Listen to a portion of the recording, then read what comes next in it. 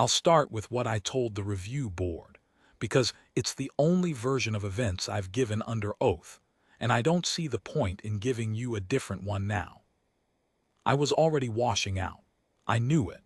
Commandant Assessor Vedris Orlin knew it. The three instructors who wrote my second cycle evaluations knew it, and if the vel-keth cubs in the integration enclosure knew it too, they gave no sign of caring one way or the other, which, as it turned out, was the point. My name is Ren Valos. I came to Kethara Integration Academy from the Outer Reach colonies, which is a polite way of saying I came from the kind of place where you don't get recommended for an academy. You apply yourself. You pay the transit fee yourself, and you arrive with a duffel and a short file and no sponsor. I was 24. I had 3 years of logistics contract work behind me, a passing score on the aptitude assessments, and what Commandant Orlin later described in his written report as an affect of persistent flatness suggesting either low engagement or underlying deficiency of appropriate response calibration. He meant I didn't react to things the way the other cadets did. He wasn't wrong. I didn't. I'd worked 3 years on the Outer Reach supply lines. You either stop reacting to things out there or you don't last the contract. The Outer Reach is not an environment that rewards visible emotion. What it rewards is accurate observation, economical movement, and the capacity to remain functional when conditions are bad and getting worse. By the time I got to Kethara, I had the kind of stillness in me that tends to read, to people who don't know its origin, as either deep calm or quiet failure. Orlin had decided it was quiet failure by the end of my first cycle. I want to be clear about something before I go further, because I've been asked this question by 2 separate board members already, and I'd rather address it directly. I did not go to the vel-keth enclosure with any plan. I was not performing calm to attract the cubs. I was not aware, when I first walked into that corridor, that the pack responded differently to different human behavioral profiles. I was aware of none of it. I went to the enclosure because I was assigned there by an administrative coordinator named Pell who told me, and I'm paraphrasing lightly, that the task required nothing except showing up, and given my assessment trajectory, it was the kind of task that would at least fill my duty hours without creating additional liability. Pell said this to my face. She was not wrong either. So the enclosure. Kethara Academy's integration program ran 2 parallel tracks. The first track was the prestige track, cadet assessments, academic instruction, physical conditioning, weapons qualification, the alliance ceremony placements where cadets were formally paired with adult vel-keth partners for joint service. That track had a ranking board in the main hall that was updated every 10 days, and the top 8 cadets on it were treated, by the faculty and by each other, like something between scholarship athletes and minor diplomats. I was not on that board. I had been in the proximity of the board briefly during my first cycle formal assessments, where I'd scored adequately on the technical components and below threshold on the engagement components, and the gap between adequate technical and below engagement was, in Orlin's framework, the relevant variable. Kethara's alliance program was not. He'd made clear in our first formal review, a logistics placement. It was a program designed to cultivate cadets capable of active diplomatic predator partnership. An active diplomatic predator partnership required, above all, the capacity to project confidence and presence into a shared space. Logging an accurate supply manifest and projecting confidence into a shared space are not the same skill. I had one of them. The second track was the support track, administrative rotations, logistics assistance, enclosure maintenance, and the cub integration program. The cub integration program existed because the vel-keth delivered their young to the academy at approximately 8 to 12 standard months of age, old enough to be mobile and socially curious, young enough that the academy's xenobiologists believed early positive exposure to human behavioral patterns could shape the cubs' adult alliance preferences. The theory had some evidence behind it. The practice was less scientific than it sounds.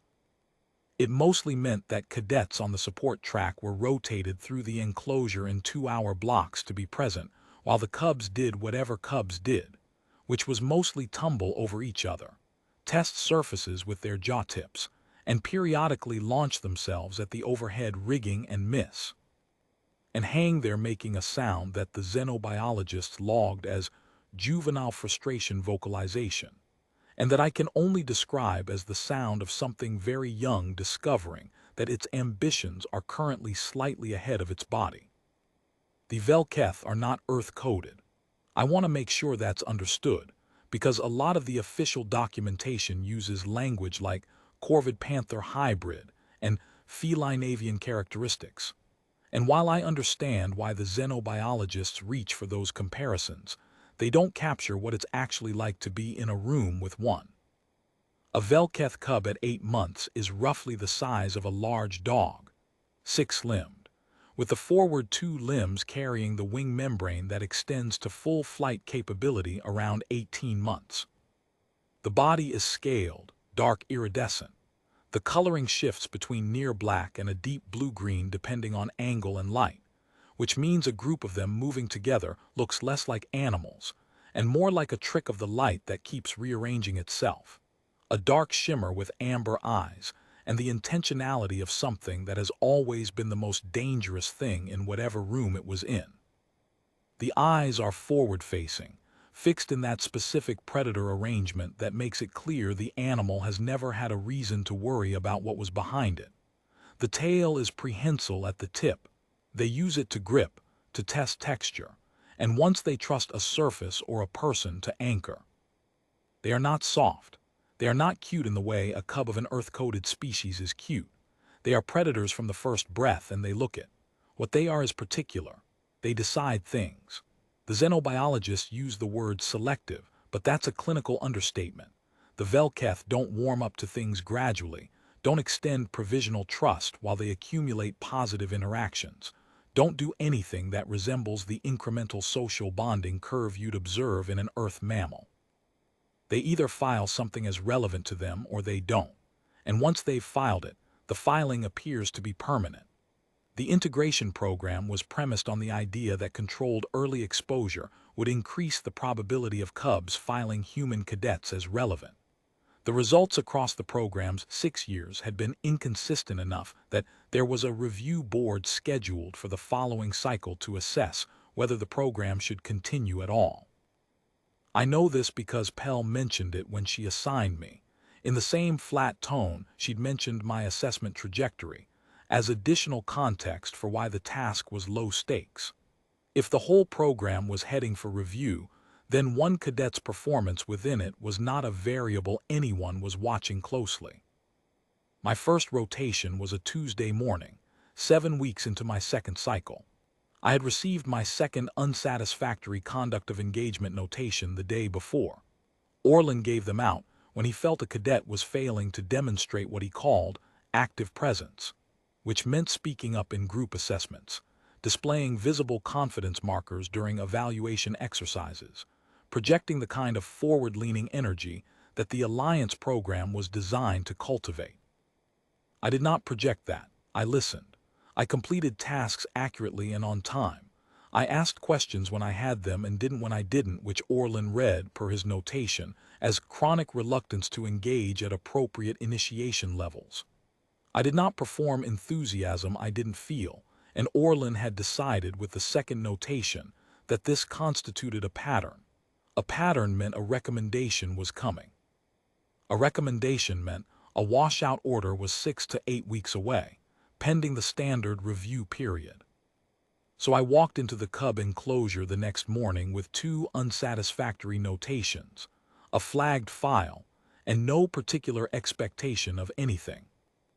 The enclosure was a large oval room, climate-controlled, with padded surfaces at multiple heights, a substrate floor that absorbed impact, overhead rigging for wing testing that ran the full length of the ceiling in parallel tracks, food stations on a timed release. An observation, windows along the eastern wall where xenobiologist staff could watch without entering. The lighting was calibrated to approximate the vel-keth's natural habitat spectrum, which meant it was slightly warmer and lower than standard Academy ambient, a golden amber cast that made everything in the room look like it was lit from just before sunset. There were 9 cubs in the cohort at that point. The previous cadet rotation had just ended 20 minutes before, and the cubs were in the loose, slightly unfocused state they apparently fell into between human contact sessions, moving around without clear purpose, testing surfaces. 3 of them engaged in a slow-motion wrestling sequence in the far corner, 2 hanging upside down from the overhead rigging by their tail tips. The ambient vocalization in the room was a low, constant, layered hum. The xenobiologists described it as neutral ambient group vocalization, and I can only describe it as what the inside of a transformer hum might sound like if the transformer were alive and thinking, and not particularly concerned about anything. I was told by the rotation briefing to enter quietly, find a position in the central floor area and remain available. That was the full instruction. Remain available. I had been given a brief overview of the safety parameters. Don't initiate contact, don't reach toward them, don't make sudden movements. Leave if any cub displayed a specific set of stress indicators. And that was it. I was not told what to do if a cub initiated contact, because in the rotation program's 6-year history, cub-initiated contact in the first session was apparently not something that had needed a protocol. I found a place on the central floor, on the padded substrate, and sat down. I should explain what I mean by sat down, because I think the manner of it matters. I didn't sit down carefully, with the performed casualness of someone who is trying to appear casual. I didn't sit down the way the briefing documentation suggested, which was settle into a grounded, non-threatening posture with awareness of your body's orientation to the animals.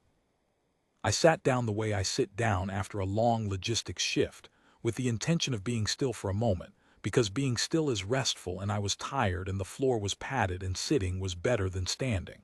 I folded my legs, set my hands loosely on my knees, and looked at the middle distance while the 9 cubs did whatever they were going to do. I was not studying them. I was not projecting calm at them. I was simply in the room, and not in anyone's way, and still. 2 of them stopped what they were doing and looked at me.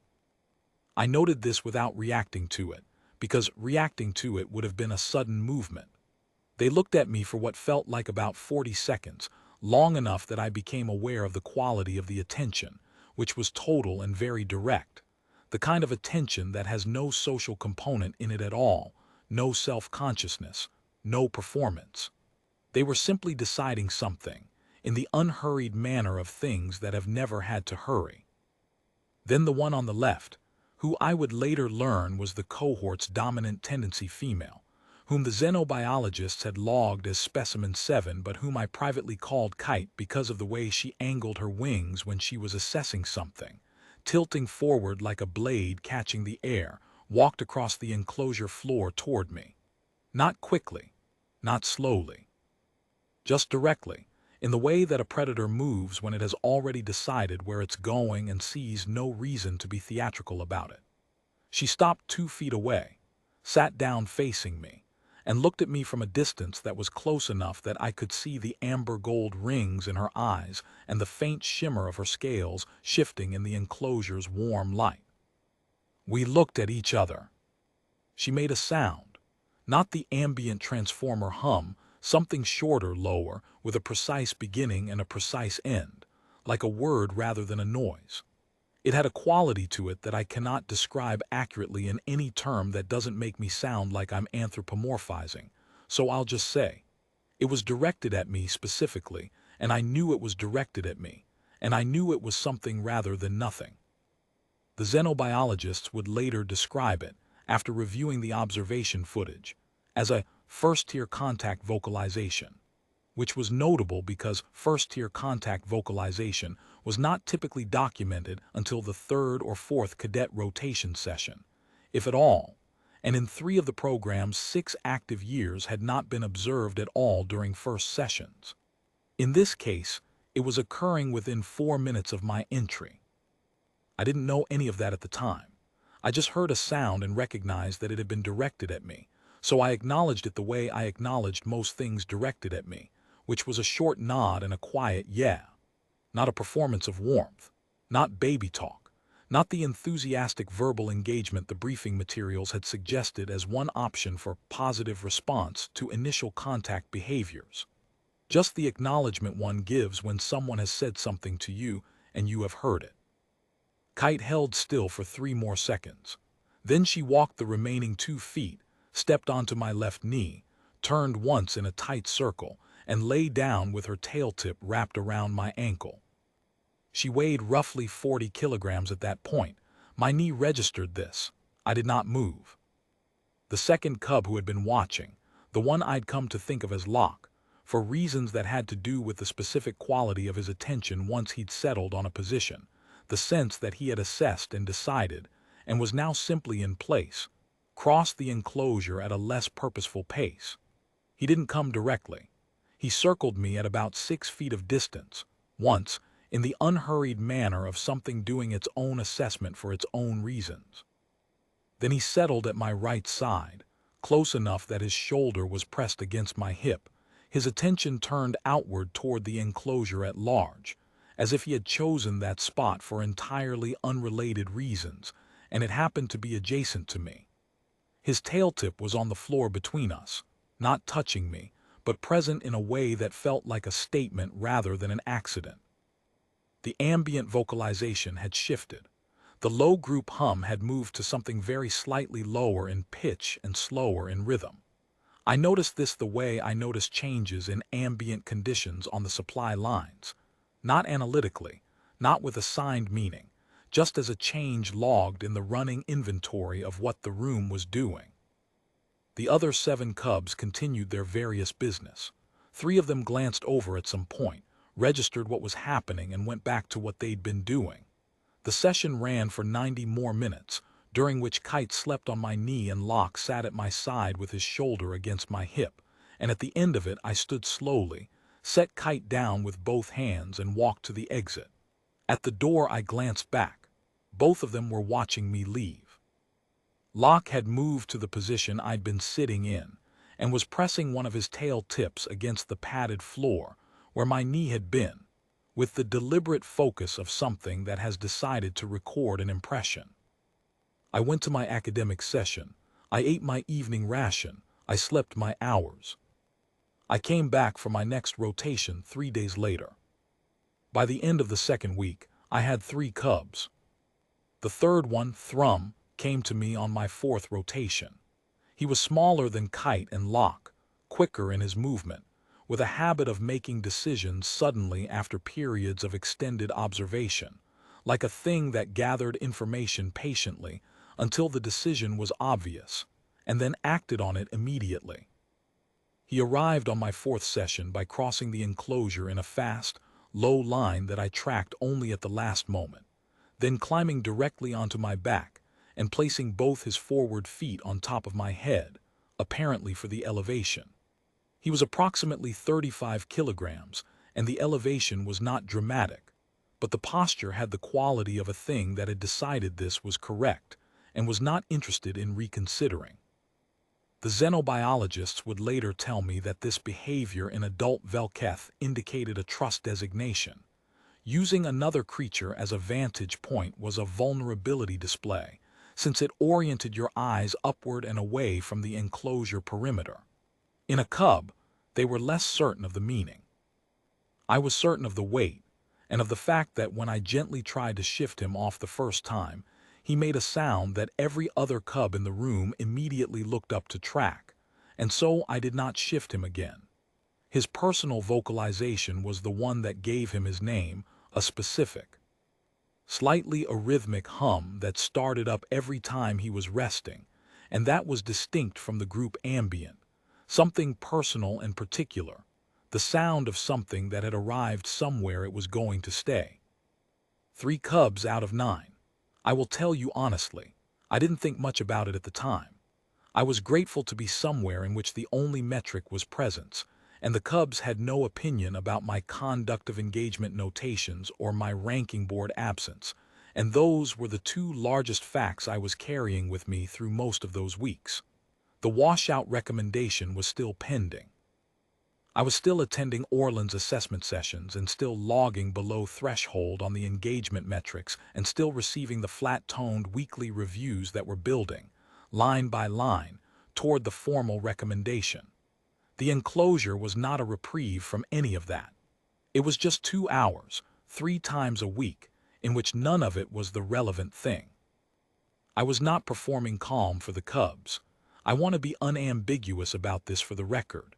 I was calm in that room because the room did not require performance, and I had been performing, or failing to perform, for 8 weeks by then, and the cessation of the requirement was, in itself, restful.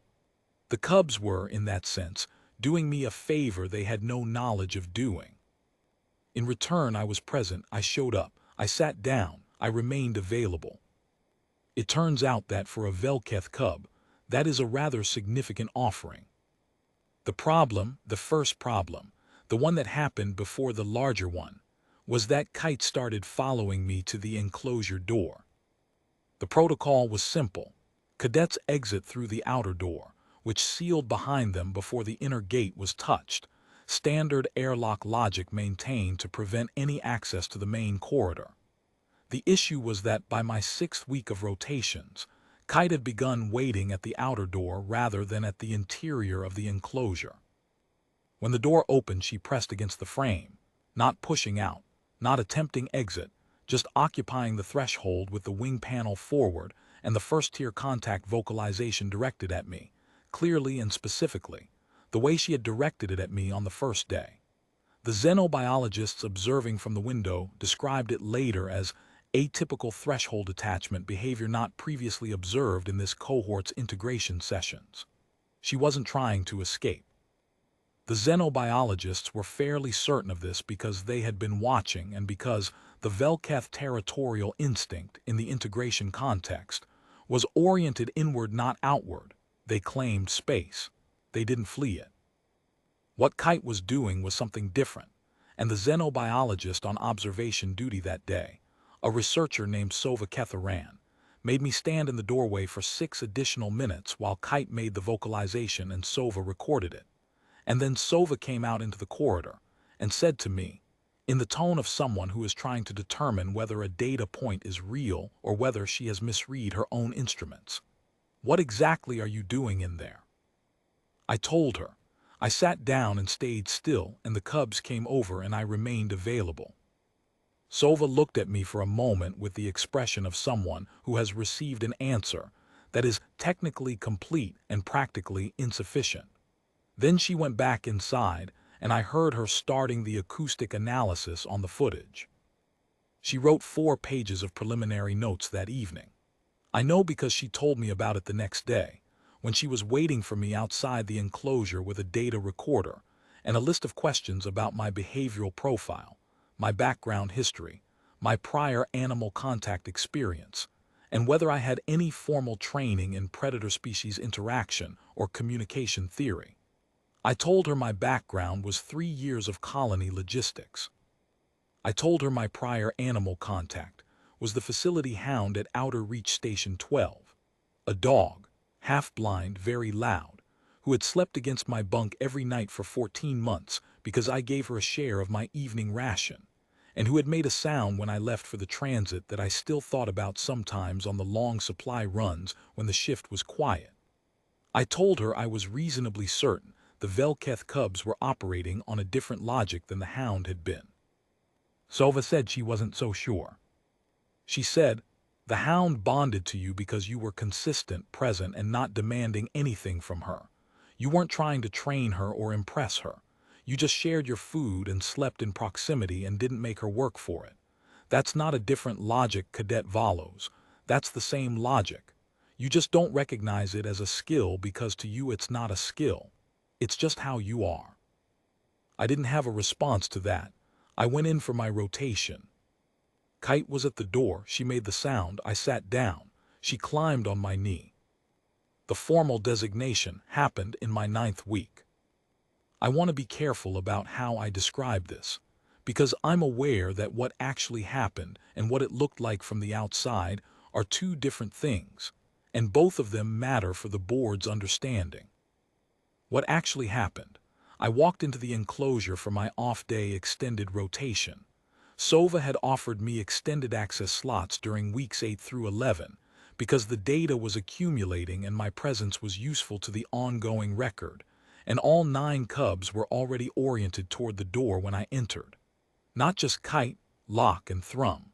All 9. They had arranged themselves in a loose semicircle approximately 4 meters from the entry point, which was not a formation I had seen them use before in any session. It had a deliberate quality that I noticed and logged in the way I logged changes in ambient conditions. Something had shifted before I arrived. I walked to my usual spot on the central floor and sat down, and the 9 of them held the semicircle for about 10 seconds.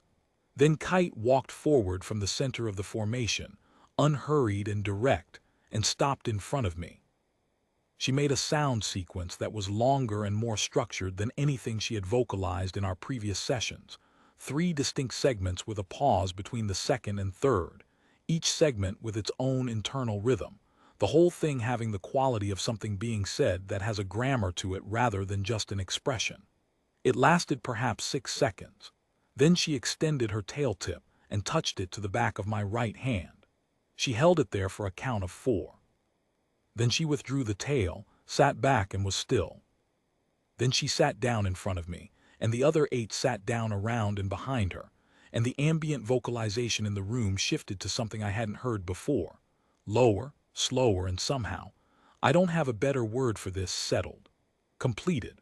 Like a building after the last door has been latched and the locks have run and everything that was open is now closed. Like something that had been in process had finished its process and confirmed it was done. I sat in the middle of it and was present, which was all I knew how to do. Sova had been watching from the observation window. She had brought 2 other xenobiologists with her that day, a senior researcher named Vale and a treaty compact specialist from the administrative faculty named Dunfer, because she had reviewed the previous footage across the past 2 weeks and had a hypothesis. She was either hopping to confirm or hopping to disprove, because confirming it was going to require, as she told me afterward, a significant amount of paperwork and several conversations she was not looking forward to having. The sound sequence Kite had vocalized was, as Sova and her colleagues spent the following 4 days confirming against the acoustic library and the behavioral literature, a name filing designation. It was a behavior documented in adult wild territory vel-keth, a pack sound sequence used to formally designate a bonded non-pack element as belonging to the pack's territorial claim. In adult behavior, it had been observed directed at territory claim markers, den sites, and in 3 documented cases from the independent xenobiology field records, bonded non-vel-keth individuals with whom a wild pack had formed a long-term alliance. It had never been observed in a captive integration cohort. It had never been observed in a cub cohort of any kind. It had never been observed occurring within 9 weeks of initial contact. It had never been observed directed at a human subject. And it had, as Sova confirmed by cross-referencing the acoustic pattern against the documented adult behavior library and having Vale do an independent confirmation, been completed correctly. All 3 segments present, correct internal rhythm, correct pause interval between segments 2 and 3, correct tail contact confirmation of the appropriate duration. The xenobiology team's report described it in the administrative event log as name already filed, formal pack bond designation applied to Cadet Ren Valos, Cohort 11, by vel-keth Juvenile Unit, initiating individual specimen 7, confirmed by full cohort ambient shift response. They assigned it a reference number and filed it with the Academy's administrative record system, which meant it went into my personnel file alongside Commandant Orland's conduct of engagement notations. Dunfer, the treaty compact specialist, sent a separate memo to the administrative office that same day. I have read this memo in the board's documentation package. It was 3 paragraphs long. The first paragraph explained the behavioral event. The second explained the treaty compact provisions governing name filing designations from vel-keth pacts in integration or alliance contexts. The third paragraph explained that under those provisions, a valid name filing designation, once confirmed by licensed xenobiology faculty and entered in the administrative record, constituted a formal alliance claim under the vel-keth Integration Treaty, and that this claim sat at Treaty Compact Level 3, which was the same administrative tier as the Academy's own formal cadet-to-predator pairing certifications, and that a Tier 3 administrative event could not be overridden by a Commandant Assessor's internal program recommendation, which was a Tier 5 administrative action. Dunfer had attached to the memo the relevant Treaty Compact articles. He had highlighted the applicable sections. He had included a footnote noting that in his 17 years as Treaty Compact Specialist at Kethara Academy, he had never needed to reference those sections in an active administrative context, and that he found the situation professionally interesting. I did not know any of this when I walked out of the enclosure that day. I knew the session had felt different. I knew the sound sequence had done something I could register but not name. I went to the mess, ate my evening ration, went to sleep, and was called to Orland's office the following afternoon. Orland had received both documents. He had the xenobiology event log and he had Dunfer's memo, and he had spent the morning, I think, attempting to locate any administrative mechanism by which the sequence of events could be arranged differently, and not finding one. He told me what had happened, the designation, the filing, the treaty compact implications. In the flat tone of a man who is reading out information he has not yet fully processed, like a field report that contradicts the terrain you're standing on. He told me that the washout recommendation he had been preparing was now suspended pending a review layer, because the name filing event log had created a conflicting administrative claim that had to be resolved before the recommendation could be processed. He told me the review board would take 4 to 6 weeks. He told me I should continue my current rotations and academic obligations during the review period. He looked at me across his desk. He looked at me for approximately 6 seconds, which was longer than he'd looked at me in any previous review session, and in a different way, not the assessing way of someone running an instrument over a reading, but the puzzled way of someone whose instrument has returned a reading that doesn't fit the scale. I said I understood. I asked if there was anything else. He said no. I left. I walked back to the enclosure. The inner gate was open, end of session cleanup, no rotation scheduled. The 9 cubs were in their evening settling distribution, the loose individual positioning they fell into when the day's activity was done, and nothing was being required of them. When Kite heard me at the outer door, she came to the threshold and made the first-tier contact vocalization, the specific directed sound I had been hearing since the first session, and I sat down on the floor of the threshold. The outer door open, the inner gate open, no protocol requiring me to be anywhere in particular at that moment. And Kite climbed onto my knee, and Locke appeared at my right side and pressed his shoulder against my hip, and Thrum stepped onto my back and placed both forward feet on top of my head. And I sat there in the open doorway with 3 predator cubs and the news of my own suspended washout. And I thought about the outer reach supply lines and the 3 years of stillness I had built in myself. And none of it felt like failure to me. It felt like the only thing I knew how to do, and I could not explain, even to myself, why an apex predator cohort had decided that was exactly what they needed. The review board took 6 weeks, as Orland had said. I want to describe what those 6 weeks were like, because the board asked me about them in my original testimony, and I gave a shorter answer than I should have. The longer answer is this. They were not dramatic weeks. I did not make a case for myself. I did not lobby instructors or seek out advocates or attempt to demonstrate to anyone that I was a different cadet than Orland's notation suggested. The washout was suspended, not withdrawn. The review board could still confirm it. I understood this.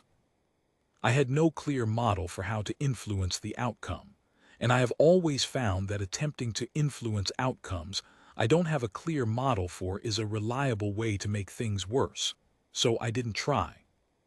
What I did instead was the same thing I had done since the beginning of the cycle. I went to my rotations. I went to my academic sessions. I ate my meals and slept my hours. I stayed out of conversations that would have required me to pretend I was not flagged. In the evenings, I did the academic reading that the curriculum required, which I found genuinely interesting. The xenobiology sections particularly, because I was now spending several hours a week with 9 vel-keth cubs, and having a framework for what I was observing was useful in the same way that having a framework for atmospheric anomalies was useful on the supply lines. It didn't change what was happening, but it made the information actionable.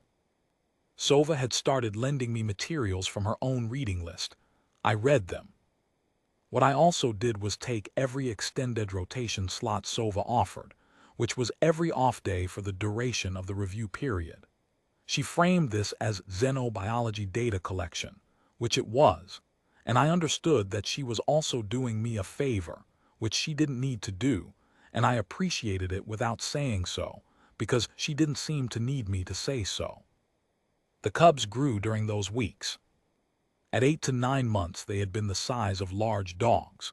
By the 11th month of the cohort's integration cycle, they were closer to the size of a large pony, the wing membranes thickening and extending, the forward limb structure shifting toward the adult configuration, the jaw tip apparatus developing the secondary hinge that the xenobiology literature described, with characteristic understatement, as a significant force application enhancement relative to the juvenile stage. The iridescent shimmer of their scales had deepened, they were darker and more reflective, and in the enclosure's amber-warm light they moved like pieces of a living night sky, amber eyes tracking everything. Kite in particular was developing fast. By week 10, she no longer fit the way she had in the first sessions. She folded more of herself to settle on my knee, and she did it with the specific deliberateness of a thing that has decided the position is worth the engineering, that the adjustment is the point rather than an inconvenience. Locke's shoulder against hip position had shifted too, scaled upward to match his growth, and he had developed a habit of placing the prehensile tip of his tail on my right knee when he settled, not gripping, just resting. A light contact that had the quality of something checking a connection rather than making one. Thrum had grown heavier on my back, which required me to adjust my posture when he climbed, and I had done so without thinking much about it, the same way you adjust for any weight you carry regularly. His arrhythmic personal hum had gotten lower as he grew, settling into a frequency I could feel in my sternum when he was close. I noticed during those 6 weeks that I was learning them, not studying them. I wasn't running assessments or recording observations in the systematic way Sova did. I was just accumulating knowledge the way you accumulate knowledge about anything you spend consistent time with. The particular angle Kite took before she made a decision, the specific way Locke's tail tip moved when something in the enclosure had caught his attention. The sound Thrum made when he was fully settled versus the sound he made when he was settling but not yet finished. None of it was strategic. It was just the natural product of presence over time, of being in the same space as something and paying attention without agenda. I thought during those weeks about the facility hound on Station 12. I thought about how she had been blind in one eye and had compensated by turning her head when she listened, the whole body oriented towards sound in a way that was slightly too much effort, that was the effort of a thing working around a limitation. I had liked her for that, not the limitation, the working around it, the matter-of-fact adjustment, the continuation. She had slept against my bunk every night for 14 months and made a sound when I left that I had thought about, off and on, for 3 years. I hadn't had a good framework for what that meant until Sova started lending me the xenobiology literature, and what I found in the literature was a word I recognized from logistics: redundancy.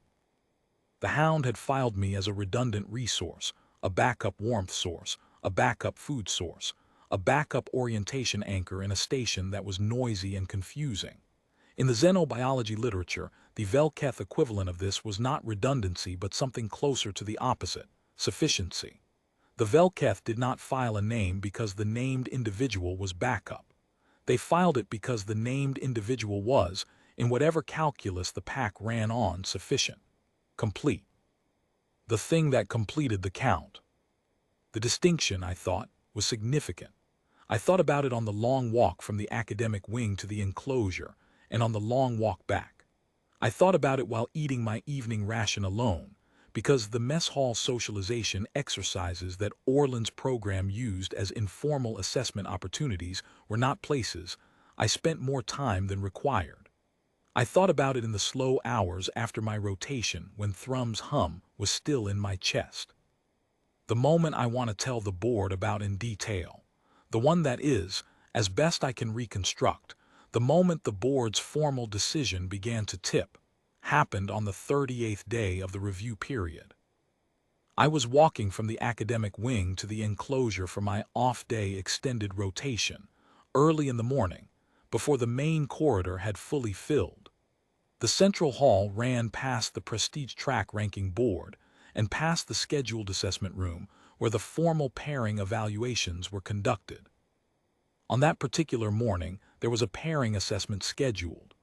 2 of the prestige track cadets were being evaluated for their first formal contact session with one of the adult vel-keth that the program used specifically for initial pairing assessments. A female the xenobiologists called Sector, documented and calibrated specifically because her response patterns were known and measurable. The assessment was significant. A strong first contact score was weighted heavily in the final pairing placement, and placements were announced at the end of the cycle, 2 weeks out. Both cadets were in the corridor when I walked through it, running their pre-session mental preparation, the specific forward-focused, posture-adjusted, actively present bearing that the program's training protocols cultivated. One of them, a cadet named Heatheth Sorn, who was second on the ranking board and who had, by most accounts, the strongest formal contact record in the cohort, looked at me as I passed and said, clearly, without lowering his voice, to the cadet beside him and not to me, "Support tracks going to the playpen again." I heard it. I registered it.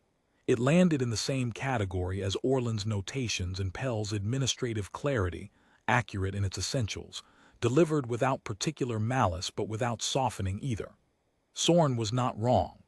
I was going to the enclosure, which the prestige track cadets called the playpen in the way that any specialized track calls the other track's spaces something diminishing, and I was on the support track, and those were the facts. I acknowledged the facts with a short nod directed at no one and continued walking. What I did not notice until Sova told me about it the following day, when she came to find me after reviewing the previous morning's observation footage, as she reviewed all observation footage as a matter of standard practice, was that Kite had been at the outer door at the time Sorn had said it.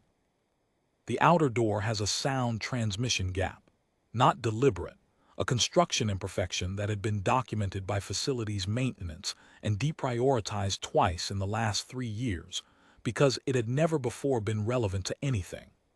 The ambient sound from the main corridor carries through it clearly enough that a vel-keth, with their documented acoustic sensitivity, would register it without effort. Sova, reviewing the footage with the acoustic track running, noted that Kite had been at the door in her standard waiting posture, the posture she had developed over 9 weeks of meeting me at the threshold, and that the timing of a behavioral shift she had recorded corresponded precisely with the moment Sorn's voice had been audible through the gap. The behavioral shift was a threat orientation response, a specific combination of wing angle forward and extended, tail set low and spread, head position with the jaw tip apparatus forward, the first stage pre-engagement state documented in the adult behavioral literature as the immediate precursor to active territorial defense. Not aggression, not attack, the pre-engagement posture. The posture that in adult vel-keth behavior preceded the decision about whether action was required. It had lasted 4.3 seconds. It had terminated when the outer door opened and I walked through, at which point Kite had transitioned immediately and without apparent transition, no intermediate posture, no graduated shift, to the first-tier contact vocalization and the standard greeting approach. Sova made a notation in the behavioral log. It read, Specimen 7 displayed threat orientation response, duration 4.3 seconds at 8:42 on day 38. Stimulus, unconfirmed, likely corridor vocalization audible through door gap. Response terminated upon entry of Cadet Valos. Specimen 7 resumed contact vocalization and transitioned to standard greeting posture. She included the acoustic timestamp and a reference to the relevant adult behavior literature entry. I read this notation for the first time in this review board's documentation package. I will tell you honestly that reading it, knowing the timeline, knowing what Soren had said and exactly when he'd said it, knowing that Kite had been at the door and had heard it and had moved into the pre-engagement state for 4.3 seconds, and then I had walked in, and she had made the greeting sound and climbed on my knee. Reading all of that in sequence was the closest I came, in any of those 6 weeks or in the months since, to feeling something I would describe as strong enough to require a moment before I continued reading. I'm not going to characterize what Kite was or wasn't doing. I am not a xenobiologist. What I will say is this. 4.3 seconds is a very short window for a predator to assess a stimulus, complete the assessment, and decide the stimulus is not worth acting on. And I will say that the transition from that assessment to the greeting sound, the moment I walked through the door, had a quality to it that I recognized from the supply lines. The specific quality of a situation that had been at the edge of a threshold and had come back from the edge when the relevant variable arrived. The review board met on day 42. I was not present for the session. I was in the enclosure, which was where my extended rotation slot placed me at the time the board convened, and no one had told me to change my schedule. I know what happened in the session because Sova told me afterward in full, in the corridor outside the enclosure while I was standing with my hands warm from holding Thrum's tail, which he'd reached back to offer me when I came out, apparently as a greeting of some kind that he'd developed on his own. Sova told me the name filing designation had been formally confirmed and entered into the Academy's administrative record as a valid alliance event under the vel-keth Integration Treaty, Treaty Compact Level 3. The washout recommendation had been formally set aside, not suspended, set aside, which was a different administrative action, meaning the recommendation was closed rather than deferred. The review board had additionally determined that the integration track, the support track, the rotation program, the enclosure work that Pell had assigned me to as a low-stakes administrative task, would be restructured as a formal academic track with its own defined assessment criteria and its own certification pathway, separate from the Prestige Track's formal pairing program and not subordinate to it. I would be enrolled as the first cadet in the restructured track. Sova would head the faculty team developing the assessment criteria, and she had been granted access to the behavioral record from my rotations as the empirical basis. Sova said, after she'd finished, Orlin has submitted a request for reconsideration of the board's decision on program integrity grounds. I asked what grounds specifically. She said he had written that the outcome was the result of, and she was quoting directly, atypical behavioral factors not consistent with a standardizable cadet profile, and that building a formal academic track on the performance record of a non-standard outlier would introduce systemic measurement error into the program's evaluation framework. He had also noted that the name filing designation had been obtained, in his language, through passive rather than active engagement methods, which he argued was inconsistent with the program's alliance cultivation objectives. I thought about this for a moment. I thought about the distinction between passive and active, and about what the word passive actually meant in a context where a 9-cub vel-keth cohort had filed a treaty compact level alliance designation. I thought about what the word standardizable meant when applied to a behavioral outcome that the field literature had never observed in a cub cohort before. "He's not wrong about the non-standard part," I said. "No," Sova said, "but the treaty compact isn't a standardization instrument. The request was declined." She left. I went back to the doorway. Kite was at the threshold. She made the sound. I sat down on the floor of the doorway, the same way I had sat down on the morning after the board session, and she climbed onto my knee, and Locke settled at my right side, and Thrum stepped onto my back and placed both forward feet on my head and started the arrhythmic personal hum that I felt in my chest. In the enclosure behind us, the other 6 cubs were in their evening settling positions, and the ambient vocalization in the room was the settled, latch door sound, low and slow and complete. I want to tell this board something I didn't say in my original testimony, because the original testimony was about administrative facts, and this is about something else, and I think the something else is relevant to what the board is deciding about the track. I came to Kethara with a short file and no sponsor, and 3 years of stillness that the outer reach had made in me. I didn't come with any expectation that the program would find in me what it was designed to find. I was not performing calm in the hope that someone would eventually notice and reward it.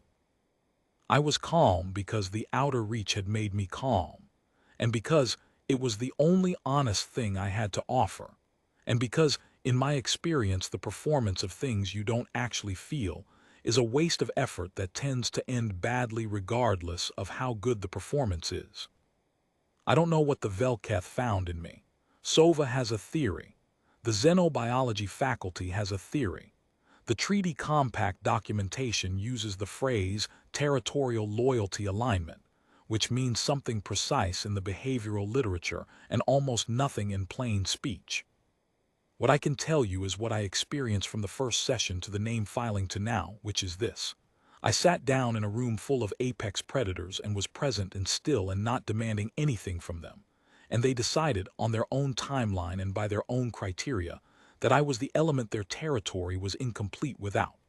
The word they use is not bonded and not tamed and not trained. The word, as best the xenobiologists can render it, is filed. I am filed.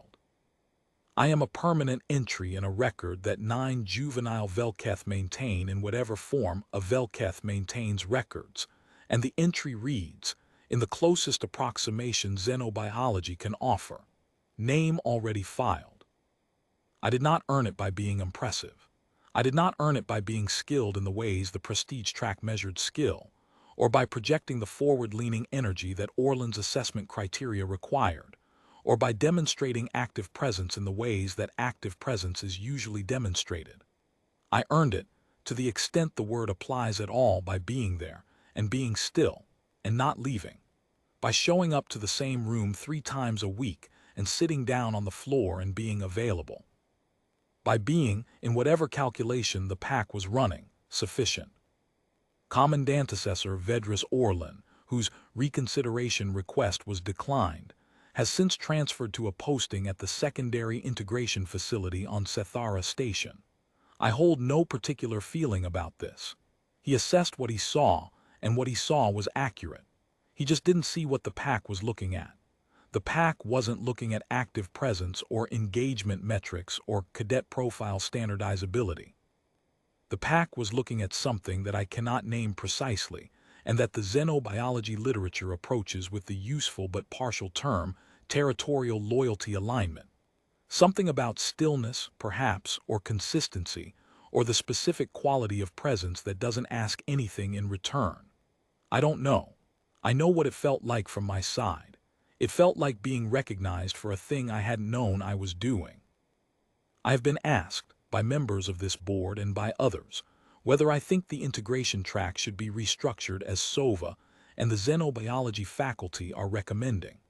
I have been asked whether I believe the existing assessment criteria should be revised.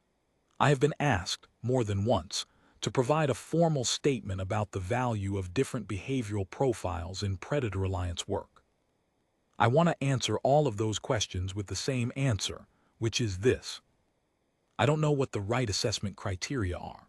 I don't know what the correct behavioral profile for vel-keth alliance work looks like, or whether there is a single correct profile, or whether the thing the pack responds to is variable enough between individuals and cohorts that standardization is the wrong tool for it entirely. I am not a xenobiologist, and I am not a program administrator, and the board has SOVA and Vail and Dunfer for the theoretical architecture. What I know is the enclosure. I know what it is to walk in 3 times a week for 9 weeks and sit down on a padded floor in amber light and be present without agenda, and to have 9 creatures that could take a limb decide instead to settle around you, and file your name in a record that the field literature says is permanent. I know what it is to have that be the most useful thing you've ever done, and to have spent 3 years on the outer reach not knowing it was a skill because it never felt like one. It felt like the absence of something, the absence of performance, of forward lean, of active projection. It felt like what's left when you stop trying to be the thing the room wants you to be. I don't have a better framework for it than that. SOVA might. In time. I have what I have. A logistics background, a short file, a name filing designation from a 9-cub cohort that the literature had never observed make that designation in a cub context before, and 3 particular cubs who are, at this moment, waiting for me at the enclosure outer door. Kite is waiting because she waits. She has waited every session since the 3rd week. She will be at the door when I finish this testimony, and she will make the contact vocalization when I come through, and she will take her place on my knee, which fits differently now than it did at the beginning, because she is larger and I have adjusted my position to accommodate her, and she has adjusted her folding to accommodate me, which is, I think, as good a description of a working alliance as anything I've seen in the administrative literature or the academic curriculum. Locke will be at my right side. He is always at my right side. The xenobiologists have noted in the behavioral log that he consistently positions himself between me and the enclosure's observation windows, which they interpret as a territorial shielding behavior, and which I interpret as Locke being Locke. As Locke being the thing he decided to be at the beginning of the 2nd session, when he crossed the enclosure and settled against my hip with his attention turned outward. As if the position had been his choice, and the enclosure was his jurisdiction, and I was a point of reference in a territory he was responsible for. Thrum will step onto my back within 40 seconds of my sitting down. He will place both forward feet on top of my head. He will make the arrhythmic personal hum that I have felt in my chest approximately 300 times now, and that I still, every time, recognize as the sound of something that has arrived somewhere it intends to stay. And Orland's reconsideration request will remain declined, because a formal vel-keth name filing designation, correctly vocalized, correctly completed, tail contact confirmed, observed and recorded by licensed xenobiology faculty, and entered into the administrative record with a reference number, outranks a commandant assessor's internal washout recommendation by 2 treaty compact levels. I learned this from Dunfer's memo. I did not learn it from the pack, who, as best I can determine from everything SOVA has told me since, already knew. That is everything I have. I have told it once to this board under oath. The reaction, as near as I can tell, is that the board is restructuring the track. I would call that a reasonable outcome. The board has my file. My file has Orland's notations and SOVA's behavioral log and the xenobiology report and the name filing designation with its reference number and its forward administrative entry. Name already filed. The pack filed it, I just showed up. That, as it turns out, was exactly what they needed.